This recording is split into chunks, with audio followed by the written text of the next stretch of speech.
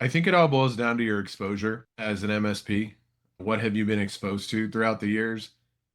I still remember when the first time we had a customer get ransomed, the ransom was $300. It was one Bitcoin. The customer was down for 2 weeks, and we had to restore 1 million files by hand, 10 files at a time. Thankfully, whoever the hacker was did send the correct encryption key, and we were able to get the customer back up and running. I think really what it boils down to is, again, how long have you been around doing this? And, zero trust, whitelisting back in the day, it was a nightmare.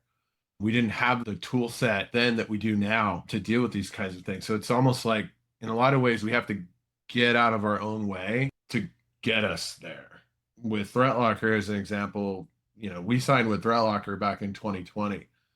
And at the time, I made the controversial decision to get rid of all antivirus, just stick with Windows Defender and go ThreatLocker, right? Because it made sense to me, deny by default, right? But then the battle still raged on and on after that in the email security space. I mean, you had solution A, solution B, solution C, and it was a nightmare. When I had heard about Shield and how Shield was going to work, I knew Shield was going to be amazing because we were already doing what we were doing for applications. So when I heard that this could be done now for email, it was super exciting. And I knew the implications of this would be significant. I would just say to everyone on the call, like, zero trust is hard because it's a mindset shift.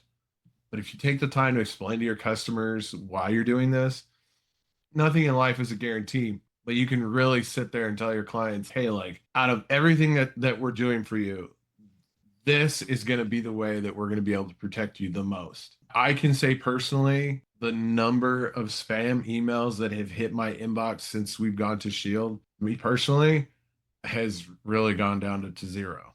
I mean, it's just been spectacular.